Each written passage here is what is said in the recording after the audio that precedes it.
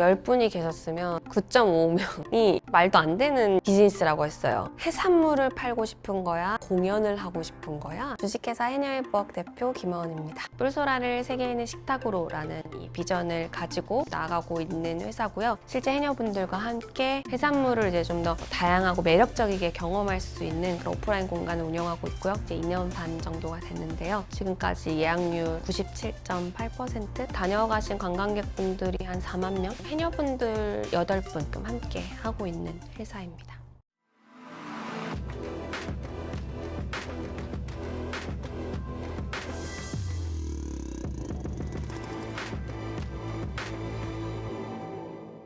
저의 어린 시절은 제주 자연과 함께 살았던 것 같아요. 고모, 큰엄마, 작은할머니, 물질을 나가고 계속 따라다니고 섬에 살다 보니까 되게 서울에 대한 동경이 있었어요. TV 속에 나오는 그런 서울에서 살고 싶다 이런 생각이 있었고요. 저는 어린 시절에 무용을 전공을 했는데 나중에 나는 뮤지컬 배우가 될 거야 라는 그냥 막연한 꿈을 꿨던 것 같고요. 연극영화과를 찾아가가지고 거기 교수님한테 뮤지컬 배우가 되고 싶은데 어떻게 하면 돼요? 라고 했더니 그분이 선생님을 소개를 시켜주셨어요. 선생님이 한번 한예종 그 영재학교 과정을 한번 지원을 해보자 해서 고등학교 2학년 때부터 서울에서 제 자취를 하면서 살기 시작했어요. 연기를 하면서 저는 되게 많은 삶의 치유의 순간을 경험을 했어요. 당시에 저는 굉장히 뜨겁거나 아니 굉장히 차갑거나 극단적인 성향을 가졌던 것 같은데 연기를 하면서 그럴 수밖에 없었던 이유를 찾게 되고 삶을 바라보는 그 시선 자체가 굉장히 많이 열리게 된 것 같다는 생각을 했어요. 연기를 통해서 문제를 해결하고 사회적으로 도움이 될 수 있는 일을 하고 싶었고 저희 어머니는 해녀들이 잡은 해산물을 가지고 가공식품을 만드시거든요. 근데 이제 어머니가 암투병 생활을 하시다가 자연식 음식을 이제 하시면서 건강을 이제 찾으면서 암 환자들한테 선물해줄 그런 가공식품을 이제 만들기 시작하시게 된 거예요. 그래서 제일 처음에는 이제 방학 때 왔다가 그쪽 일을 하려고 생각을 했던 건 아니었고 어머니가 제2의 삶을 출발하는 거에 밑바탕을 만들어 드려야겠다가 더 이렇게 큰 마음이었는데 그때 어머니가 톳을 가지고 제주 톳을 가지고 만들었는데 그때 처음으로 알게 된 거예요. 일본으로 수출이 거의 90%가 되는데 그래서 그때 이제 일본 시장 조사 같은 걸 이렇게 해보니까 일본에서는 자연산 톳은 자국산, 양식산 톳은 한국산, 제주산 톳이 자연산 톳인데 완도에는 양식산 톳이랑 똑같이 한국산으로 묶여서 가다 보니 제주도 톳은 자연산임에도 불구하고 한국산에 묶여가지고 가격 차이가 거의 10배 이상 남에도 불구하고 근데 양식산 가격을 받는 거예요. 그러다 보니 해녀들은 돈도 안 되고 해조류도 계속 채취를 해줘야 갯녹음 현상이 안 일어나서 더 많이 나는데 얘를 채취를 안 하고 방치를 하면 점점 이 바다는 그 해조류가 자라날 수 없는 환경의 바다가 된대. 더 이상 해녀들이 토 채취를 하지 않게 되는 그 실정에 대해서 알게 되면서 너무 안타까운 일이잖아요. 또 뿔소라의 문제를 알고 계셨는데 똑같았어요. 제일 처음 고민은 그거였어요. 어떻게 하면 이 제주도의 해산물을 매력적이게 알릴 수 있을까?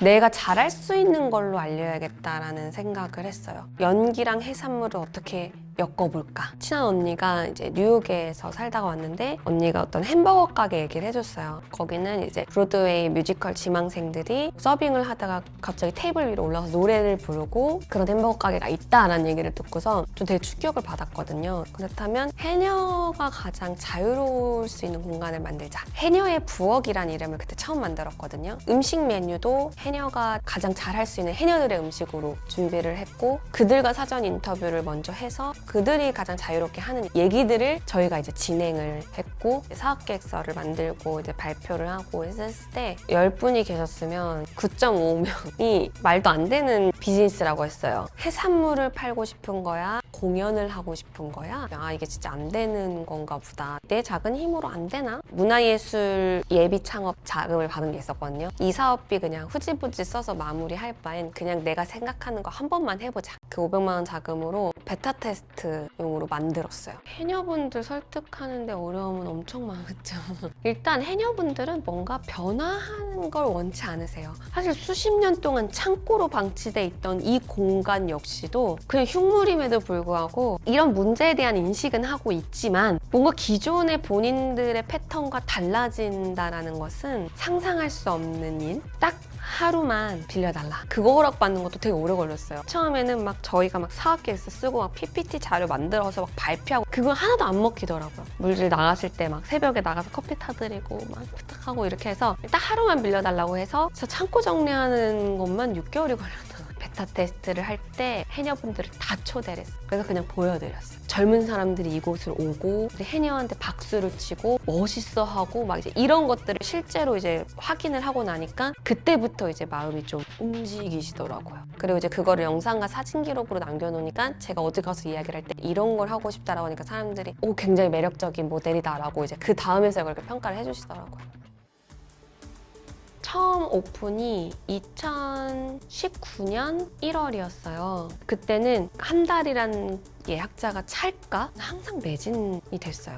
그해 6월 달에 투자 받고 지금 본점을 오픈을 하고 또 2호점을 이제 또 만들면서 이제 또 확장을 해나가야 되는 시기에 신한스퀘어 브릿지 제주를 이제 만나게 됐는데요. 사실 해녀회복 일을 하면서 투자자분들이나 기업을 바라보는 사람들은 돈이 되느냐 안 되느냐의 기준밖에 없었거든요. 근데 신한스퀘어 브릿지를 만나면서 우리가 지금 하고 있는 사회를 이롭게 하기 위한 어떤 선택들과 이런 것들을 이제 화폐와 가치로 측정을 해요. 돈이 안 되는 일이 아니라 충분히 가치가 있는 일, 그리고 이것이 실제로 투자라든지 비즈니스에 적용할 수 있는 요소가 된다라는 점이 저한테는 되게 컸던 것 같고요. 어느 순간 돈 되는 일을 선택해야 되는 거 아닌가라는 어떤 갈림길에 놓였을 때도 충분히 사회를 이롭게 하는 선택을 하면서도 돈이 될 수 있는 일이 될 수 있어 라는 계기를 마련을 해준 것 같아요. 같이 할 수 있는 일거리들이 많이 만들어지고 있는 것들을 보면은 그래도 조금이나마 기여를 하고 있지 않나라는 생각을 하고요. 그리고 실제로 해녀분들이 저희와 함께 이제 무대에 서고 관객분들을 만나면서 해녀라는 인생을 한 번도 뭔가 자랑스럽게 생각하면서 살아오지 못하셨던 분들이 내가 살다 보니 이런 박수를 받는 순간이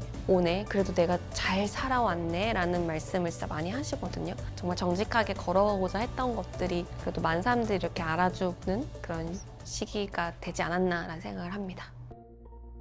제가 해녀회복하면서 되게 좋아하게 된 단어가 뭐냐면 강인한 생명력이란 단어를 되게 좋아하게 됐거든요. 그러니까 해녀분들이 물속에 들어가잖아요. 숨을 참고 들어가는 거잖아요. 그럼 이제 숨이 끝날 때쯤 올라와야 되거든요. 근데 그 올라가는 타이밍이 0.0001초만 늦어도 물에서 가라앉아요. 그래서 생과 사를 오가는 목숨을 건 생업 막 이런 얘기가 있거든요. 늘 악착 같았고 누군가한테 의존하려고 하는 그런 어떠한 여성상의 모습이 아니었던 것 같아요. 저도 성장을 하면 할수록 좀 그렇게 되는 것 같더라고요. 전 나중에 아이를 낳으면 시골에서 키우고 싶다는 생각이 있거든요. 그래서 어릴 때도 제가 생각해보면 그냥 모르는 할머니를 만나도 할머니나 배고파 하면은 집에 와서 밥을 헤매기는 그런 문화거든요. 무조건적인 허용의 경험이 있는 것 같아요. 옆집 아니면 이웃이 남처럼 여겨지지가 않아요. 그래서 그냥 어릴 때부터 내가 뭔가 도전을 하고 아니면 내가 모르는 사람에게 부탁을 하고 이런 것에 있어서 거절을 할 것 같다 이런 어떤 두려움이 있었던 것 같지가 않아요. 제주 해녀를 저는 대표하는 단어로는 좀 강인한 생명력이라고 하고요. 제주 뿔소라를 상징하는 단어로 저는 강인한 생명력을 꼽아요. 앞으로 삶을 살아가는 데 있어서 정말 많은 좌절과 사고와 어려움이 있을 거라고 생각하거든요. 지금 역시도 문제를 부딪힐 때마다 나는 강인한 생명력을 가진 아이야 라는 생각을 스스로 하면서 원동력을 찾기 위한 노력을 계속 많이 하는 것 같아요.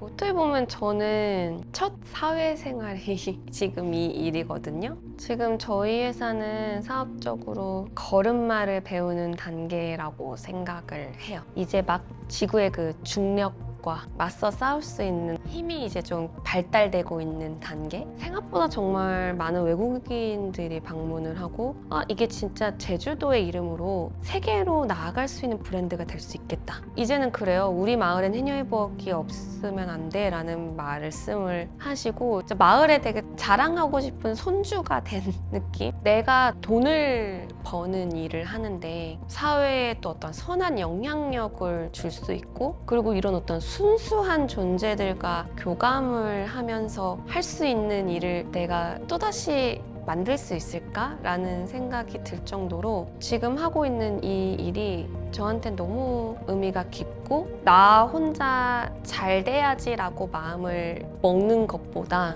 우리가 어떻게 하면 더 잘 살 수 있을까라는 고민으로 시작을 한다면 훨씬 더 큰 꿈과 훨씬 더 많은 기회가 올 수 있구나라는 거를 지금 제 첫 사회생활을 통해서 배운 것 같아요.